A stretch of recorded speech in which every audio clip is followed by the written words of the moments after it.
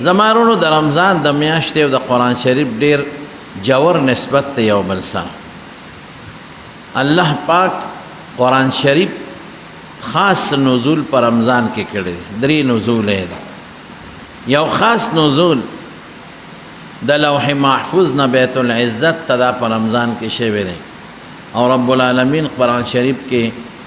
په آخره سپاره کې د هغې دپاره یو صورت نازل کړی دی چې انا انزلناه فی لیلة القدر وما ادراک ما لیلة القدر لیلة القدر خیر من 1000 شهر،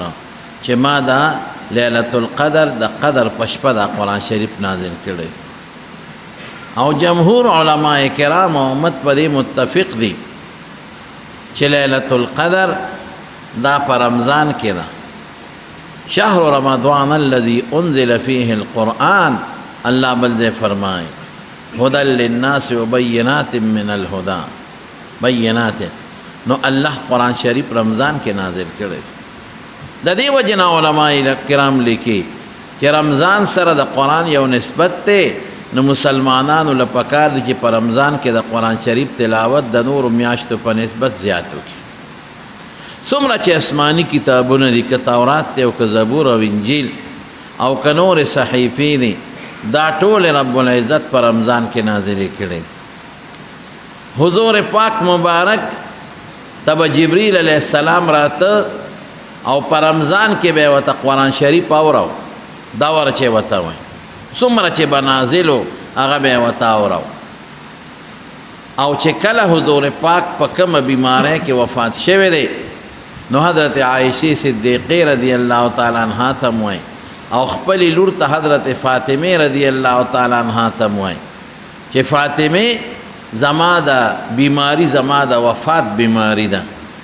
او یو څو نښې ورته ووایي. یوه نښه یې ورته ده ووایي وی نور کله به جبریل یو ځل ما ته قرآن شریف په رمضان کې اورو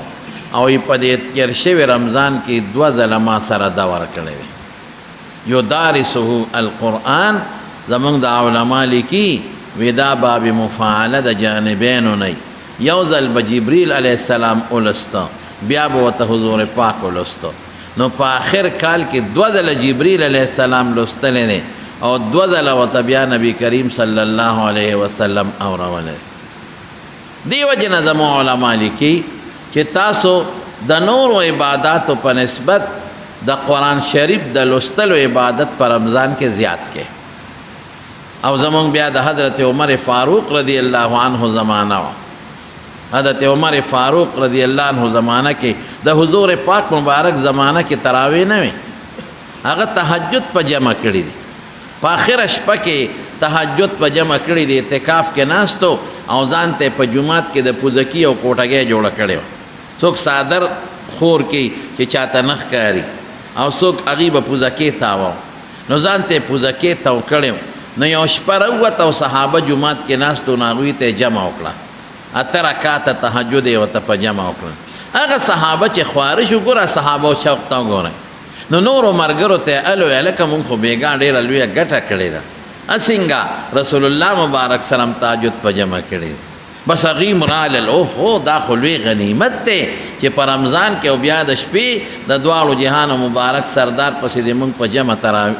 تهجد وکړو، نفل دې وکړو. نو خلک ګڼ شو، په 3 شپه دومره خلک رالل چې جومات بالکل ډک شو لبریز مسجد نبوي. هغې صحابه و ملګرو ته الوې حضور پاک دا 3 شپې ورته جمع وکړه. په 4مه شپه ډېر زیات خلک راوچلېدل او په دې نیت ګوره مونږ خو خوب راځي، مونږ خو د شپې خوبونه کوو، زمونږ توجه دنیا ته ده او د صحابو توجه د الله رضا ته وه. هغوی به وایي چې داسې عمل وکړو چې زمونږ نه الله راضي شي. او بیا ډېر لوی عمل او قیمتي عمل هغه دی چې د رسول الله مبارک شاته سړی جمع وکړي، بیا په رمضان کې وکړي، بیا د شپې وکړي، بیا تهجد وکړي. دا خو ډېره لویه ګټه ده. نو جومات مکمل ډک شو، خو حضور پاک راونوت. دی به ورته هغه پوزکې په قطقاڼي داسې وویشته چې که چرتې اودي چې راویښ شي. سار رسول الله مبارک سر مبارک راوچت که، ورته یې ویې زه ستاسو نه خبر وم چې راغلی یې، خو زه قصدن راونوتم ځکه ستاسو شوق مې ولیده. نو هسې نه چې الله ستاسو شوق ته وکتل چې د دوی خو ډېر شوق دی، راشه فرض یې کا. نو بیا به در باندې دا تهجد فرض کړي او تاسو به طاقت نشو لرلی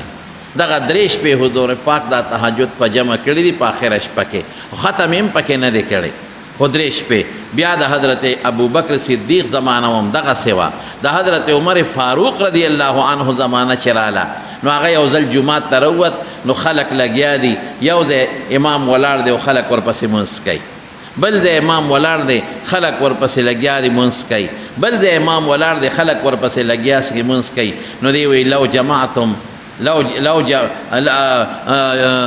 اجمع کذا خلق جمع کم لو جماعتهم على قارئ واحد یرا ارمان که یو قاری پسې ودرم څنګه بی نو په صحابو کې د ښکلي اواز او خشته قرات خاون حضرت ابی ابن کعب رضی الله عنه دا ښکلي قاریو یو ځل رسول الله مبارک حضرت ابی ته وی فرمای وی ابی وی تراشه ما ته الله حکم کړی دی چې ابی ته د قرآن شریف تلاوت وکړه وی الله سمانی د خدای رسوله الله زما نوم غشتی دی وی او الله ستا نوم واغه چې د ته د قرآن شریف تلاوت وکړه نو د خوشحالۍ نه په ژړا شو چې وګوره د قرآن برکت ته وګوره چې الله زما نوم غشتی دی نو هغه ابی ابن کعب ته مخکې کو او شل رکعته تراویح شروع شو دا سنت د حضرت عمر فاروق دی او حضور پاک فرمای علیکم بسنتی و سنت الخلفاء الراشدین المهدیین چې زما په طریقه عملو کې او زما د خلفاء راشدین په طریقه عملو کې نو او بیا دا تراویح شروع شو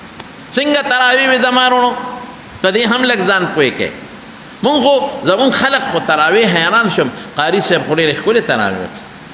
ډېر ښکلې ختم یې وکړو سړی وایي چې داسې سړي پسې ختم کو زمونږ څنګه زمونږ خو بس یو غر شروع شي امام مخکې ولاړ وي خدای شته که څوک پې پېښي یو لوی یو داسې طریقې سره تراویح وکړي وایي هلکه راکټ ملا دی راکټ ملا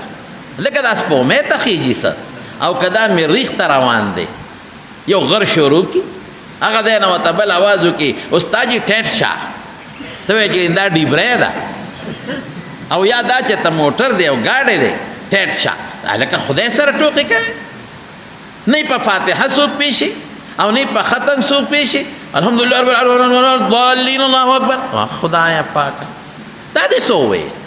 ته خو ته خدای پورې ټوکې کوې ته خو ته الله پورې خندا کوې او بیا چې کله رکوع ته لاړ شي نو څه وایي سر اوچت کړي سمع الله لمن حمده الله اکبر خدای دې په مرداره سټ پورې کا لږ صبر خو که چې مقتدي خو در پسې ربنا لک الحمد وایي که نه او بیا چې سجدې له لاړ شي الله اکبر الله اکبر یعنې خلاصه دا ده چې دا یو بوج دی زما په سر چې زر د ځان خلاص کړم حالانکه دا مونځ دا الله سره مناجات دی او رازداري ده دا مونځ د مسلمان معراج دی د رب العالمین سره قسم په خدای که د مانځه نه بهترین عمل شته خو مونږ نه پوهېږو زمونږ سوچ نشته مانځه طرف ته صحابه چې به په مانځو درېدل یو صحابي بل ته وي راشه که نه یو کار وکړو یو 2 رکعته مونځ را باندې وکړه که نه ارحني به او ارحني بها دمه مې کپې مونږ په مانځه ستړي کېږو هغوی به راشه ما لږ دمه که مانځه ته را سره ودرېږه چې لږ دمه شو وجه څه ده د مارونو د هغې شوق الله ته و د الله ملاقات ته و د الله رازداری ته و مونځ د هغې ذریعه د الله سره رازداري ده زمونږ دا شوق نشته جومات ته لا راغلی نه یم استاد جي ټیم خو پوره دی استاد ورته وایي صبر وکړه زما یاره ستا دا ګړی بې ځایه ده که نه ټیم خو پوره دی بل باغه دی استاد جي ټیم خو پوره دی استاد جي خدایه پاکه هر سړي خپل کاري دا ګوره یاد وساتئ ستا د جومات مشر ستا خطیب او ستا امام دی بس هغه سره ګړی هم شته هغه ته ټیم هم معلوم دی دا وازونه چېرته په امامونه کې چې ټیم خو پوره دی ولې هغه ته ټیم نه دی معلوم او که 2 منټه زیات په جومات کې تیر کې نو ثواب یې دی رسول الله مبارک فرمایي چې کم انسان د مونځ په انتظار دی دله به خدای د مانځه ثواب ورکړي د مونځ انتظار دی د مانځه ثواب درته ملاویږي نو تلاوت بیا په طریقه نو صحابو به څنګه تلاوت کوو ماشاءالله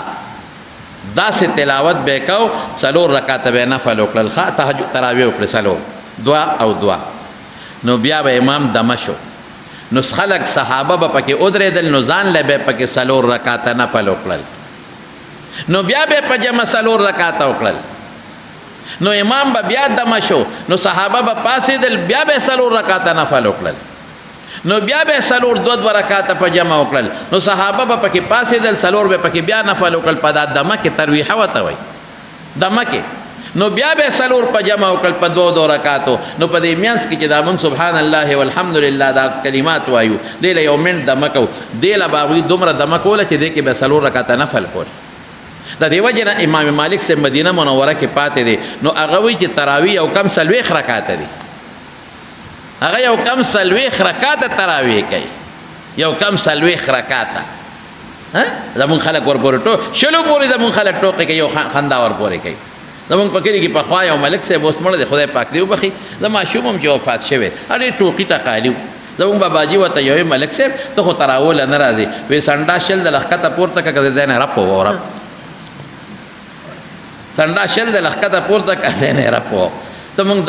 دا مونږ کولی شو اوس زما رونو دا لفظ ښه نه دی د مانځه په شان کې ته خو ته الله ته ودرېږې ته خو ځان وکړه حضور پاک مبارک خدای پاک څومره نیازبین دی مولانا صاحب یو څومره نیازبین دی او پیغمبر علیه السلام مبارک بسونه قیام کو عایشه صدیقه فرمایي وی جړل به ولجوفه عزیز کعزیز المرجل دې سینې به وي داسې غرار کو لکه کټوی چې غرار کوي او یې دونه اوږد قیام به کو ولې چې حتی تفترت قدماه وفي رواية حتى انشقت قدماه حتى انشقت چې دا پوند مبارکې به اوښلېدلې دا به وپړسېدلې تورمت قدماه بل روایت کې راځي دا به وپړسېدلې دا قدمونه دومره شوق سره به صحابه ولاړو نو حضرت عمر فاروق رضی الله عنه زمانه کې مستقل شروع شوې نو چې ماسخوتن به ودرېدل او په مکه کې به څنګه چلو خدای پاک د مکه مکرمه واپس آزاده کړي دې ته خو زه آزاده نه ویم چې دا څه پکې کېږي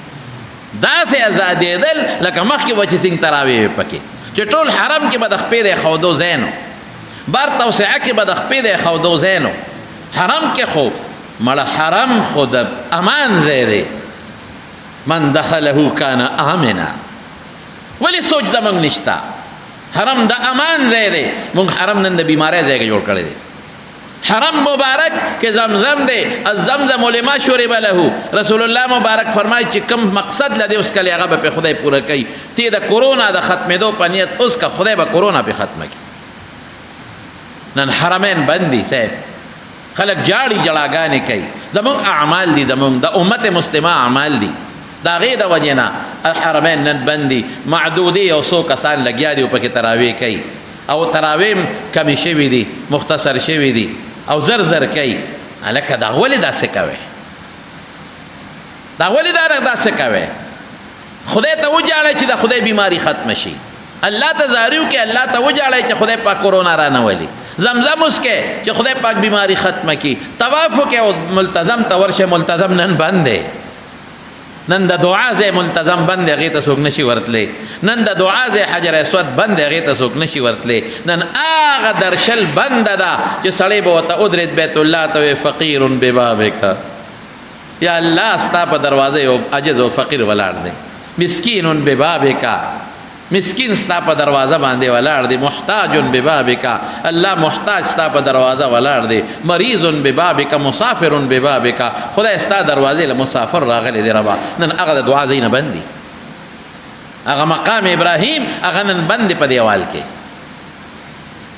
نن میزاب رحمت بند دی نن حتوی مبارک بند دی نن بیت الله بند دی نن د بیت الله تیګو پورې تخپل سینه نشي جنگوله او خپل مخ نشي جنگوله چې تا الله ته ګړګړه سره وجاړي او دا مخ خيو په پورې ومګي او تا الله ته خپل رب ته وجاړي په رمضان کې چې یا الله زستا بیت الله ته ولاړم پروردګارا په امت رحم وکا رحم دروازې په مونږ باندې دي زمارونه مکمل باندې دي صحابه بسکول سلور رکعات تراویح به وکړي بیانس کې به پکې طواف وکړي بیا به سلور رکعات تراویح وکړي بیا به مینس کې طواف وکړو بیا سلور رکعات تراویح بیا مینس کې طواف بیا سلور رکعات تراویح بیا مینس کې طواف او بیا ویتر دا د هغوی شوق او دا د هغوی محبت و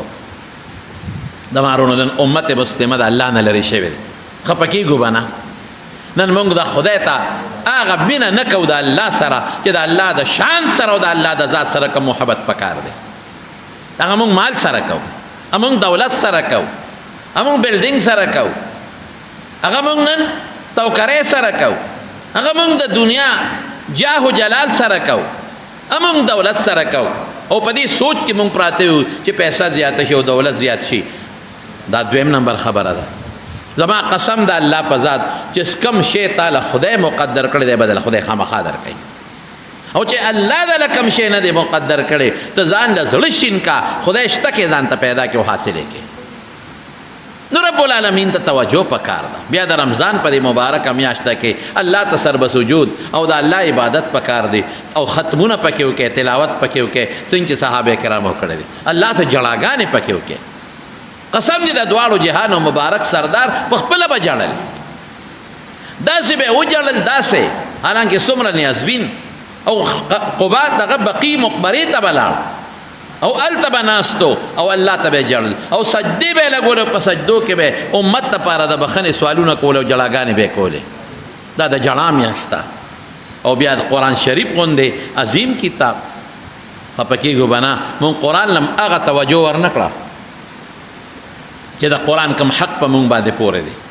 قرآن مونږ په هغه طریقو نه لوسته چې کوم د قرآن د لوستلو طریقه ده. قرآن مونږ هغسې استعمال نه کړي چې څنګه مونږ موبایل استعمالو، څنګه مونږ نن فیسبوک استعمالو او مونږ نن ټچ موبایل له چې کوم توجه ورکړې ده، قسم دې کدام له توجه مونږ د خدای کتاب له ورکړې، حالانکه په دې موبایل کې د قرآن شریف پروت دی. تر دې هم د قرآن شریف تلاوت کولی شي. زما وروڼو قرآن صرف دې لام نه دی چې مونږ د قرآن شریف راواخلو او بس کلی کو او مونږ وایو د الله د کتاب مونږ قدر او مونږ عزت وکړو. قسم په خدای د خدای کتاب دا د پیغمبر د الله کلام او د خدای خبرې دي او د رسول الله صلی الله علیه وسلم د وفات نه پس تر قیامت پورې د هغه همیشه او جمده معجزه ده. قرآن ته خو چې چا اسم کتلی دي نو خدای پاک هغه ته هدایت ور نصیب کړی دی. یو مثال صرف تاسو له در کوم، یو مثال په د امریکا کې یو جوړه خدای مسلمانه کړی، اگر چې خاوند د مخکې نه مسلمان خو داسې 2 نمبر مسلمان او ښځه عیسایانه، د دواړو یو بل سره تعلقات، دا دوستانه تعلقات چې ورته وایي بوای فرینډ او ګرل فرینډ. دا په د یورپ کې او په امریکا او برطانیه کې دا شی دی. دواړه په یو سټور کې دا واقع خپله بیانوي. دواړه په یو سټور کې بابوګانو او یو بل سره تعلقاتو. دا لږ دا جینۍ خوښه او د جینۍ لږ خوښه، دی لږ د جینۍ ته ما سره واده وکړه. جینۍ ورته وایي چې زه به تا سره واده وکړم خو مور پلار سره لږه مشوره کوم، اگر چې هغې د مشورې هم ضرورت نه خو شته پکې هر قسمه. د جینۍ چې مور پلار سره مشوره وکړه نو مور ورته وایي چې بچې هلک دې خوښ دی ویو یاره وایي دا پاکستانیان ګورې لږ دوکهباز دي، دا نوم ګورې مونږ ګټلی دی خفه کېږی م دې کې مونږ پی ایچ ډي کړی دی، پی ایچ ډي په دوکه کې. نن په دنیا کې مونږ په دې دوکه یاد دي. خو چې کوم یو ځل په دې چین نه یو سړي یو دغه ورکړی تاسو څه ورته وایي پوسټ ورته وایي وی پاکستانان راشي نو مونږ ته وایي چې کمزورې نه کمزورې مال جوړ کا، چې څومره کمزوري ولیکه په میډ ان جاپان، میډ ان انګلینډ، میډ ان جرمني. مونږ ته خو چې څنګه وایي هغسې وله جوړو. بیکاره شی را باندې جوړ کړي د لږو پیسو او ټاپه را باندې مهر را باندې د انګلینډ او د جرمني او د جاپانو لګوي. وایي چې ډوډۍ وخت شي نو مونږ ورته وایو چې هلکه راشه مونږ سره روټۍ وخوره. وایي ستاسو ډوډۍ رامه ده نه خورو. د 50 او د 100 روپو ډوډۍ رامه شوه او د لکونو روپو حرام دې پې جوړ کړل، دا حلاله شوه. د هغې مونږ پورې خندا کوي. نن مونږ دې ته رسېدلي یو، دې نوبت ته رسېدلي یو. مونږ نن مونږ اسلام بدنام کړ، نن مونږ مسلماني بدنامه کړه. ما ته یو سړي خبره کوله پخوا، اوس بیا بني وایي زه په روس کې مې تعلیم کو، ډاکټري مې زده کوله، میډیکل کې داخل وم. نو هلته کې دا مشینونه دي، دا سپلی بوټان خلک په هغې کې پالش کوي بوټان. نو د هغې قانون دا دی چې یو بوټ پکې ورکړي نه ځان ته راکاږي، مشین یې دن نه کړي نه پالش کړي، نو بیا به یې راوغورځوي. نو چې بل بوټ ورکړي پالش کړي نو نه راغورځوي. نو د هغې خپله سکه دا به پکې کېدی، پیسې به نه والي. نو چې هغه سکه ځان ته راکاږي نه دویم بوټ به راته راوغورځوي. حکومت ته هغه سکه لاړه شي تاله بوټان پالش کړي. نو روسیان هم دغه چل کوي. نو پاکستاني څه چل کړی دی؟ هغه دا یو بوټ ته یو مشین کې ورکړی دی، نو چې ورکړی دی نو لومبي بوټ خو راغورځوي، ای ورته راغورځولی دی. نو تللی دی نو بل بوټ یې بل مشین کې ورکړی دی، نه خو هغه لومبي راغورځوي به دواړه بوټان پالش شي او پیسې یې لا نړی. اوس روسي چې راغلی دی او د ماشین له بوټ ورکړی د هغه نه ړومبې نیولی دی هلته بل کې بوټ ورکړی دی هغه نه ړومبې نیولی دی هغه کمپلین کړی چې دا ماشین خراب شوی دی ته خو دویم نیسي ما نه پرې ړومبې ونیوه هلکه ماشین دا ولې دا غلطي کړې ده اوس ماشین خو خبرې نه کوي چې ورته ووایي چې هغه ړومبې را باندې پاکستاني مفتو کې پالش کړی دا به دې موږ نوم ګټلی دوکه ډېر خطرناک شی دی دوکې نه دې خدای ساتي تاسو ته م یو خبره کوم ښه خفه کېږئ به نه زما خبرې اصلاحي وي او چې کوم ځای کوم خلک ناست دي زه د هغوی دپاره د هغې د اصلاح خبره کوم یو ځل چاروستی هم دی شفي مارکیټ کې یو جومات وایي موږ ته لږ اصلاحي بیان وکړه نو ما ورته ټول د کپړې هلته د کپړې تاجران دي د هغې مطابق چې اسلامي کوم اصول او طریقې کار دي هم مې ورته بیان کړل نو ما ورته وی مې انشاءالله دا کار به تاسو کې نی نو هغې به وخندل مې شریعت کې دا شی دی مې دا به هم تاسو کې نی خو مې دې درته وایم نو بیا به یې وخندل نو بیا مې شریعت کې مې داسې به تجارت کوی انشاءالله دا به تاسو کې نی یو پاسې دوی قسم په خدای چې دا ټول راکشته او بیا به یې نه کوو تاسو اکثر به پکې د پراپرټو دوستان ناست دي تاسو ته یو خبره کوم حلال مال به په ځان حلال کوئ پام کوئ چې دا خپل حلال مال په ځان حرام نه کړئ قسم په خدای رسول الله مبارک فرمایي چې کل لحم نبت من سحت فالنار اولا بها وی کم هر غوښه چې هغه د حرامو نه زرغونه شي د هغې ځای د جهنم اور دی بل ځای نشته او یو ځل حضرت جبریل علیه یو ځل یو سړی راغی یو پیغمبر علیه السلام ته یو سائل راغی تپوس یې کوي وی الله رسوله که زه الله په لار کې په جهاد کې مخ په مخ جنګېږم او زه شهید شومه ما به الله وبخي جنت ته به مې بوځي بیا ځکه چې مخ په مخ جنګېږي او تختې نه او د الله په لار کې شهید شي او ریام نه کې خامخا به جنت ته ځي هغه سړی لاړ نو رسول الله مبارک اواز ورکوي دلته راشي راویې غوښته وی تاسو وی وی ما وی که د الله په لار کې زه مخ په مخ جنګېږم ریا مې یا پکې نی بل نیت نی الله د رضا دپاره او زه شهید شم نو ما به خدای جنت ته بوځي حضور پاک ورته څه فرمایي وی که د الله په لار کې ته مخ په مخ جنګېږې او ته شهید شې بالفرض بیا د خدای جمع دی کې ښه او بیا د الله په لار کې مخ په مخ جنګېږې او بیا شهید شوې او بالفرض بیا د الله جمع دی کې او بیا مخ په مخ جنګېږې او بیا شهید شي هله به جنت ته دی چې دومره در باندې پردې حق نه وی اوس جبریل راغی او دی تلې راکړه مال مونږ چاله زیاته وبچو لکه نو سوله نو ولې ځان له آخرت خرابېده بچي او د نوسي دپاره ولې خرابې دا قمقل سړی دی چې د بچي او د نوسي دپاره حرام خوري وکړي او آخرت خراب تاسو پراپرټۍ والا چې د کومه پراپرټۍ تاسو خپل کم هغه شی دی څه ورته ویلې کېږي کمیشن بالکل جایز دی یا 1% 2% هر څه چې دی هغه به ووایي مالک تم چې چاله خرڅول کې چاله اخیستل کې چې زما ور 65 دی یا 2% هر څه چې دی ستا د هغه چې څه جوړه راله بس هغه د دواړو نه ته اخیستی شي که ته وایې چېرې مالک ته پرېږدمه یو نالم هم اخیستی شي که ته وایې مالک نه اخلم او دا سړی غریب دی ده ته یې پرېږدمه هم ستا خپله خوښه ده که ته وایې چې د یو نه 1% اخلم دی بل نه 0.5% اخلمه نو هم دا ستا خپله خوښه ده دا خو تعالی جایز دی نمبر 1 دویم صورت څه دی دویم صورت دا دی چې تا خپل یو پلاټ دی او تا هغه خپل پلاټ خرڅی تا مخکې نه انویسټمنټ کړی ځان له دې پلاټ اخیستی دی دې کې لږ بعضې دوستان خطا کېږي زما په دې خبرو خفه کېږئ نه ښه زه د الله د رضا دپاره درته سوچه خبره کوم عمل ستاسو کار دی ستا خپل ځان له پلاټ اخیستی دی او یو سړی راغی تا ته وایي چې مال یو پلاټ والا نو ته چې خپل پې خرڅی نو د هغه نه ته کمیشن نه شي اخیستی ته خو ته په هغه خپل پلاټ خرڅی کمیشن خو دې ته وایي چې هغه له د بل نه سودا وکړي ته خو هغه له د بل نه سودا نه کې خپل پلاټ پې خرڅی بس خپل پلاټ چې دی په هر څه جوړه ورسره وکړه خپل پلاټ والا وکړه دې کې بعضې خلک کمیشن لري او بعضې خلک دلته کې لږ دروغ وایي خفه کېږئ ما دروغ څه دي د خپل پلاټي او دې ورته وایي دا د مالک دی د بل دی د هغه نه دلالم بل نه دلالم ګوره دروغ دې م پکې وي دوکه دې م وکړله دې دپاره د بل نه چې د هغه نه م کمیشن اخلم ستا نه به م اخلم نو ګوره څونه ګناهونه دې وګټل که ستا خپل مالي دا به چرې ورته نه وی چې دا دې دی کې دا بعضې الحمدلله تاسو خو نیکان یې صالحین یې زه خو چې کم پیژنم دا خپل دوستان د پراپرټۍ دا خو ماته الحمدلله پاک ملګري ښکاري سوچه مرګري راته ښکاري خو خیر دا شی راته په ذهن کې چې بعضې وخت یو انسان ته یو مسله معلومه نه نو که چېرته ستا خپل پلاټ وي نو هغې کې کمیشن نشي اخیستی هغه په هغه خرڅ که 500 باندې چې تا خرڅ کړی دی او عموما انویسټمنټ والا ته خو پلاټ مالک ارزان ورکوي که نه دی خو به مخکې پیسې بندې کړي بس خرڅ که پې دې کې کمیشن نشي اخیستی او دا هم نشي ویلی چې دا د بل مالک دی یا د فلانکي دی او هغه لی خرڅومه دروغ دی وي دوکه دې مو کړله یو دا نقصان بل څه دي بل بعضې وخت کې داسې وکړي چې مالک ورته وایي چې دا پلاټ ماله په 10 ټکه خرڅ کا یاره 10 ماله راکا باقي ستا خوښه ده چې په 400 دې خرڅ کو هغه ګټه یې ستا شو دا پلاټ د په 10 لکه دی 10 به ماله راکې باقي که تا په 11 خرڅ کو که په 12 دې خرڅ کو نو باقي ستا دی دا خیر دی دا څه خبره نشته دا د هغې یو کمیشن شو خو دې کې به بیا د هغه نه کمیشن نور نه هلی دې خو وکیل کړی هغه خپل طرف نه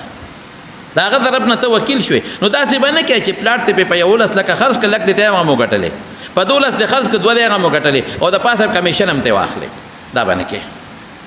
دا زیاتې به نه کوې نو دا تاسو ته مې یو طریقه کار وښوله او بل دا دی بعضې وخت کې بل چل کوي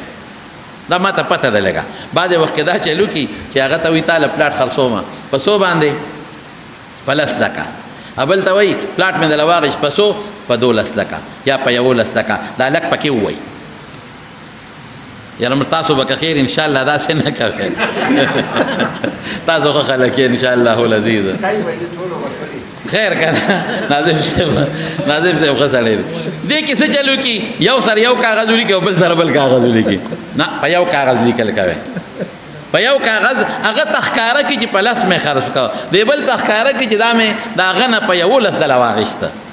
حرامه شوه که نه جي ماشومان هم پې پوهېږي او بیا پکې کمیشن لا ښه ده راته لا پته نه وه دا سرباري راته پکې دا نه وه معلومه ښه نو دا ګناه ده دا ناجایز دی چې په کم کاغذ باندې ته خرڅول کې او د اغشتونکي نه دستخط اخلي په هغې د خرڅونکي نه هم دستخط والا چې دواړو ته ریټ معلوم چې په 100 خرڅ شو او که ته وایې چې نه زه پکې زیاتې ګټم نو تا ته شریعت لاره شته که نه هغه ته ووایه چې په 10 لکه روپۍ به تاله در کوم باقي که ما په 11 خرڅ کړه که په 12 مې خرڅ کړه که په 14 مې خرڅ کړه دا زیاتي به زما پروا نشته بیا هغه ته ووایه که نه مې ورته پروا نشته چې ما په 12 خرڅ کړه په 11 مې خرڅ کړه تا له اجازت درکړې نو دا مې دې پورې درته وایي چې یو بوټۍ لغوندې په دې څیزونو کې به موږ هم لږ احتیاط کوو ښه هغه طریقه چې کوم د حضور پاک مبارکه طریقه ده رسول الله صلی الله علیه وسلم چې مدینه منورې ته راغی نو د سوداګر تاجران دې ته تاجران وي ستاسو تجارت دی د دې نوم سماسره او سمسار به ورته وي نو ښکلي نوم یې ورته کېښوده څه نوم یې ور کېښوده تجار نوم یې وله کېښود تجار د اجر نه ماخوذ دی تاسو له په دې خدای اجر درکوي یو پراپرټۍ والا چې په صحیح طریقه کار کوي ما ته خو اسانه ده خو که یو پلاټ ځان له اخلم او پراپرټي ډیلر نه نو به ما ته به ګران میلاویږي اما له زور ولګوي چې دا نیت وکړي چې دله زه زور لګوم چې د مالک نه وله یو 50,000 ارزان والم یو 100,000 ارزان والم کمیشن به مې موشي دته به فایده موشي نو د څومره لوی ثواب وګټه څومره لوی اجر دی رسول الله مبارک فرمایي التاجر الصدوق الامین هغه سوداګر چې رښتیا وایي او د امانتګري خیانت نه کوي دا ما چې مخکې خبره دا خیانتونه دي خیانت نه کوي دی به چا سره اها دی به د معززو فرشتو سره د قیامت پر ورځ باندې بل به قسمونه نه خورئ په تجارت کې په اغشتو خرڅولو کې به قسم قطعا به قسمونه نه خورئ دا ډېر لوی جرم دی بعضې خلک پکې قسمونه خوري زمونږ په کلي کې یو سوداګر اوس مړ دی خدای دې وبخي هغه به د غومې خو تجارت کو نو چې بنډۍ ته به لاړو د چرګو بچي ساتلي نو سار وختي به د چرګو د بچي ځان ته راغونډ کړ ورته به ډوډۍ موډۍ ماته کړو په دې سرونو به ورته داسې لاسونه ووال نو چې دی به منډۍ ته لاړو نو سړي ته به ویې وایي دا نه دی دا وایي زما دی خدای د هغه بچو نه خلاص کړي چې سار مې وله په سر لاس یې ښودلی چې دی ما نه په 100,000 روپۍ هغه به کې هغه چرګو بچو نه او میانځ کې به سړي وي چې خپل بچي وي یادې ځکه په سر خو د خپلو بچو خلک لاس راکوي نو قسمونه خوړل دا ډېر لوی جرم بهر کې خبره مې دې پورې کوله رونو تاسو ته چې دا ورته یې وی چې یاره دا پاکستانیان لږ دوکهباز دي نو یو معاهده ورسره وکړه هسې نه سبا د نه فایده والي او بیا د لاق د لره نه کي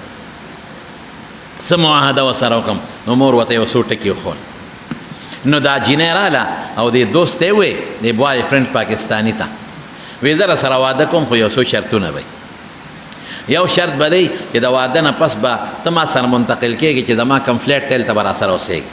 هلته خلک په دې فلیټونو کې اوسېږي لکه زه به تا سره دلته نه اوسېږم خیر دی هفته لس شل ورځې هر څو چې وي واده به دلته وکړو بیا به ما سره زما هلته سټیټونه دي هلته به ما سره منتقل کېږي یو شرط دویم دا چې ته به د خپل مور سره او پلار سره او دوستان ورونو سره خپل تعلقات ختمې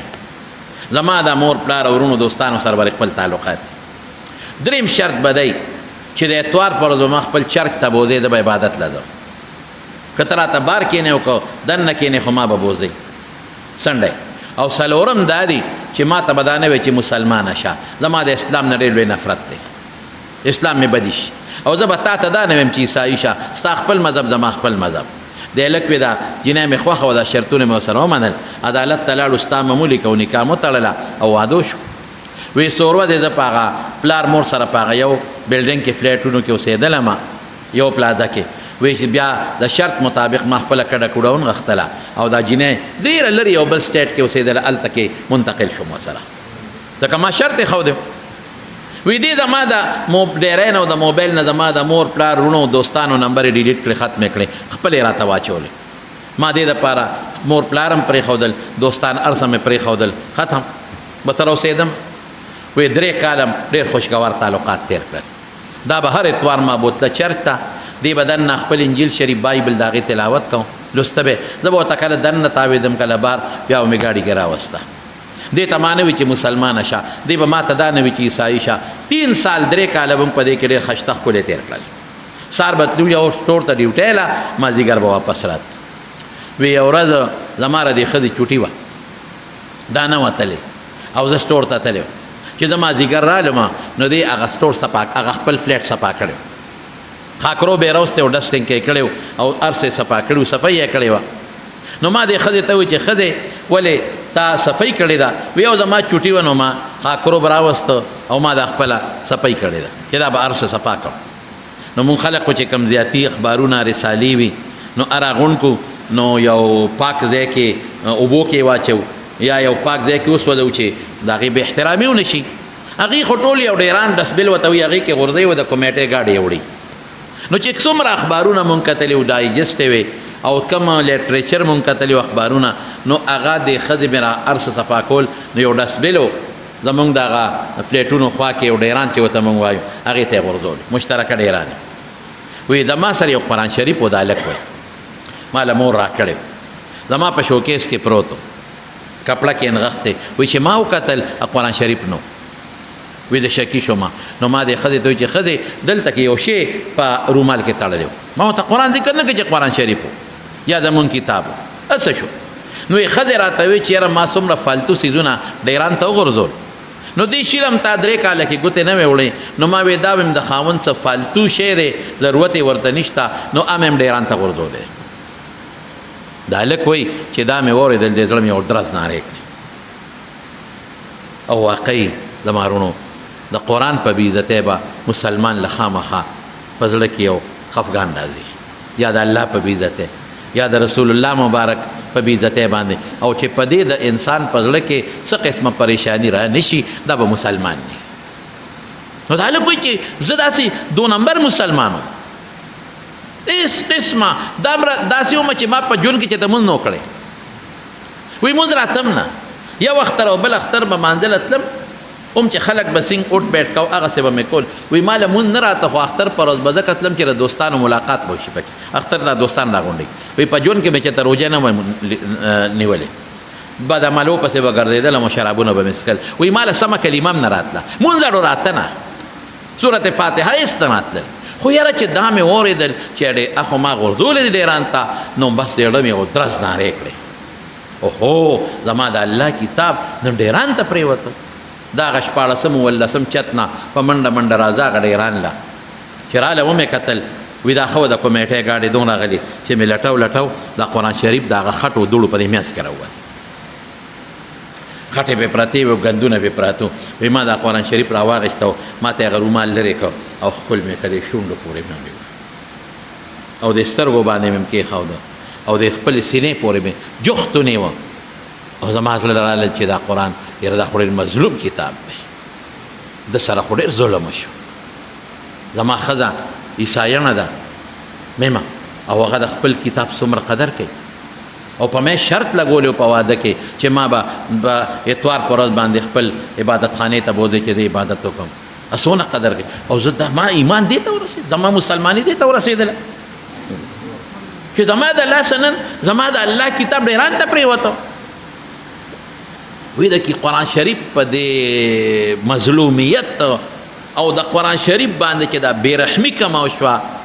نو وی زما د سترګو له اوښکې راغلې او ما نه جړه روانه شو او ما وی چې الله نن دا دغه شپاړسم اوولسم چت نه راغورځېده پروردګاره چې نن به ته څونه خفې او ستا فرشتو به څونه جړاګانې کړي او ستا کائناتو به څومره جړاګانې کړي دا څه وشو وی دا قرآن نیسم دې سینې پورې او کله په شونډو ایږدم او کله په دې سینه باندې ایږدم او جړا راله داسې روانه چې سلګۍ وایم بره راوختم وی چې راوختم نو دې ښځې رامنډې کړې ما ته راترغاڼه وته او وی دا زمانه زیاته جاړي په سلګو سلګو جاړي او دا ما ته وایي چې بای ګاډ د خدای په خاطر ما به معاف کې ساری ماری دا چغې راته وایي ما به معاف کې زه معافي غواړم ما نه ډېره زیاته غلطي شوې ده ما ستا مقدس کتاب ډېران ته غورځولی ما ډېر ظلم کړی ما معاف که بس ما نه غلطي شوې ده وی زه ورته یم چې ښځې غلطي ستا نه وه زما وه که ما د 3 کاله کې دا راغشتې وې او ما هسې ښکل کړې وې ما تې دوړه هم سنډلې وه تا به نه وې غورځولې خو 3 کاله دې له ما توجه ورنه کړه د دې قدر ما ونه کړ دې نه ما دوړه ونه سنډله دا ما ښکل قدر یې نه کړ نو تا پې د فالتو شي ګمان وکړ او چې نور فالتو څیزونه دې غورځول دا دې پکې وغورځول نو دا زما غلطي ده او یا ښځه وایي چې نه زما غلطي ده باید چې ما تا نه تپوس کړی وې چې دې ته ضرورت شته او که نشته چې ویې غورځوم یا وی زما غلطي بل وی زما غلطي وی زم جاړم او دا ښځه ما پورې داسې نښتې ده او دام جاړي او دا ما ته وي ما معاف کا وی دې دوران کې دا ښځه ما ته وایي چې سړیه د خدای دپاره ما مسلمانه کړه ما مسلمانه ښځې دا ته څه وی وی چې نه بس مهرباني وکړه ما مسلمانه کړه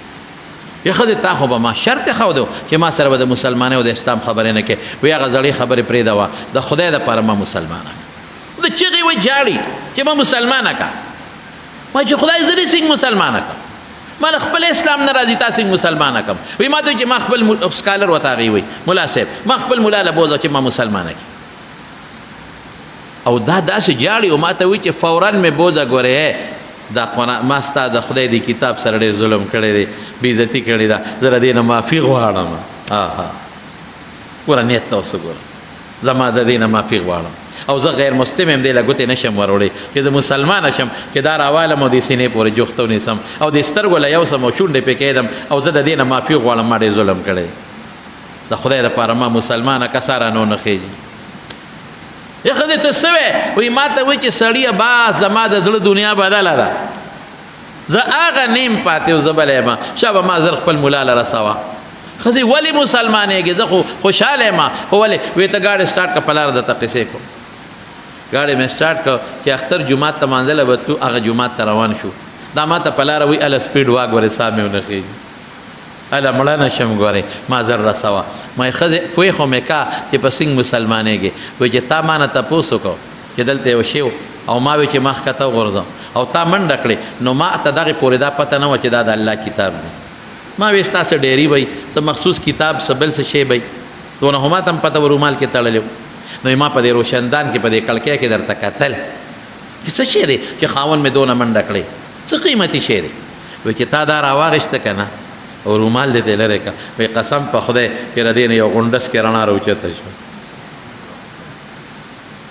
رڼا بره راتله ما لیدله لکه د بال په شان او په دې کړکۍ کې را دننه شوه او چې را دننه شوه نو زما په دې سینه کې ورننوته زما د زړه دنیا هغې بدله کړې او زما زړه دا وایي چې دا د مسلمانانو رښتونی کتاب دی د الله رښتونی کتاب د الله رښتونی دین سره تعلق او د الله په سوچه رښتونی پیغمبر نازل دی بس زما زړه بدن لی اوس د دلیل ضرورت نشته زما د زړه دنیا بدله دا غونډس کې رڼا مې په دې سینه کې پرته ده. وی بوم اطلاع امولا صاحب لا هغې دې ته خپله کلمه شهادت وی مسلمانه وی زه خو براینا مسلمانم مام کلمه تازه کړله او مام د خپل ایمان او د اسلام او د کلمې شهادت اقرار وکړه. دا ښځه څه وی دا واوره ښه دې ورته آل وړ وی په ټوله دنیا کې د واحد هغه ښځه چې ما اسلامي لټریچر نه دی کتلی، ما د قرآن شریف مطالعه نه ده کتلی، ما د هغې ټرانسلیشن ترجمه نه ده کتلی، د ما د اسلام نه نفرت وی په ټوله د دې خلکو سټډي ډېره زیاته وی په ټوله دنیا کې واحد زاغه ښځه یم چې ما ته الله پاک صرف او صرف د قرآن شریف په کتو ایمان را نصیب کړی. او بیا هغې ښځې قرآن حفظ هم وکړه، علم یې وکړه، عالم هم شوه، او هغه خاوند چې وي کلمه نه راتله حافظ او عالم دی. او په امریکا کې یو سټیټ کې ځان لا خپل اسلامیک سنټر چې موږ دارالعلوم ورته وایو جوړ کړی دی. او دا ښځه وی زما او زما د خاوند د برکت نه الله پاک په زرګونو کافران مسلمانان کړل. قرآن یو عالمگیر کتاب. نو دا واقع زما دلته په دې رنګ روډ باندې یو دوست دی دا ګاډو د بارګین کار کوي، ما نه نوم یې شو لکه ګلشاد حاجي صاحب، تاسو به پیژنئ، زما ډېر قریبي دوست دی، تاسو به پیژنئ، خدای پاک دې خوشحاله کړي. هغه ما ته زه ورسره ناست وم، هغه سره یو کال مخکې غالبا که نه نو ما ته ویل ستا د هغه زوی په امریکا کې دی. نو وی زه امریکې ته ځم راځم، وایي ستا دا تقریر مې اورېدلی، وایي زوی مې اورېدلی، وایي زوی ما ته وایي چې بابا دا شیخ صاحب چې کوم مدرسه یادوي او کوم سړی ښځه یادوي نو دا دلته نږدې راځه ورته تللی یم. نو ما لیدلي دا د ګلشاد حاجي صاحب دلته کې تاسو ته نږدې دی په رنګ روډ باندې، دا د هغه د تصدیق وکړه. زمارونو قرآن شریف داسې یو عالمگیر کتاب او د حضور پاک یو عظیمه معجزه ده او دایمه معجزه ده. زماره دې خبرو مقصد څه دی چې قرآن ته د مینې په نظر وګورئ، قرآن ته د محبت په نظر وګورئ. قرآن صرف د قسم خوړلو کتاب مه ګڼئ، ډېر لوی برکت دی. قسم په خدای که رومال دې تیتاو که دا بیا ثواب دی، که ښکل دی که دې کې هم ثواب دی. ابو داود شریف کې حدیث دی که الماری دې جوړه کړه دې کې هم ثواب دی. چې اسې دې سینې پورې د محبت په نیت اونې ومن یعظم شعائر الله فانها من تقوى القلوب هم ثواب دی. خو مقصد دغه نه دی، مقصد تلاوت دی، مقصد ترجمه ده. مفتی صاحب ته زه وایم چې دلته قرآن شریف ترجمه شروع کړي، یو آیت ورته وایي، دې ملګرو ته یو آیت وایي، نیم آیت ورته وایي، یو آیت ورته وایي چې دې خلکو ته تفسیر د قرآن نه څه فایده دی وایي.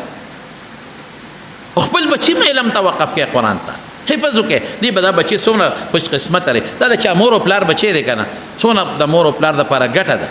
تجارت دی، مور پلار زبردست تجارت کړی دی چې دې حافظ جوړ کړی دی. دغسې تاسو مه کوئ زمارونو. نو دا څو خبرې مې ستاسو په خدمت کې عرض کړلې.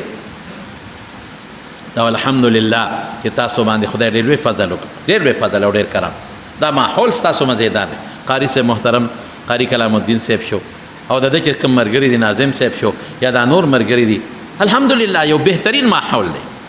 یو ښکلی ماحول جوړ دی. ولی الله حاجي صاحب ته وګوره، د ده ورونه زه پیژنم، الحمدلله یو بهترین ماحول دی. څونه ښکلې جومات جوړ شو، موږ افتتاح کړی. اوس هلته بل دغه جوړېږي، مدرسه جوړېږي، جومات جوړېږي، هغې کې هم تعاون وکړئ. دا ټول خدای پاک ښکلی آباد کړي، نیکان خلک وله راشي، صالحان وله راشي. او دې ځای کې الحمدلله د قرآن خدمت کېږي، د حدیثو خدمت پکې کېږي. یو ښکلی عالم، یو ښایسته عالم تاسو له خدای پاک درکړی دی، د ده نه فایده واخلئ او خپل ماحول برابر کې، خپل منځ له خپل د شپې د رمضان قیمتي کې او کوشش وکړئ چې د قرآن شریف تلاوت زیات وکړئ او خپلو بچو باندې مو کې. د ورځې خامخا یو سپاره دوه سپارې د قرآن شریف تلاوت کوئ چې الله راضي شي. د ژوند او د مرګ څه پته لګي. نو دا څو خبرې مې ستاسو خدمت کې عرض کړې. الله پاک دې موږ تاسو له خیر او برکت درکړي.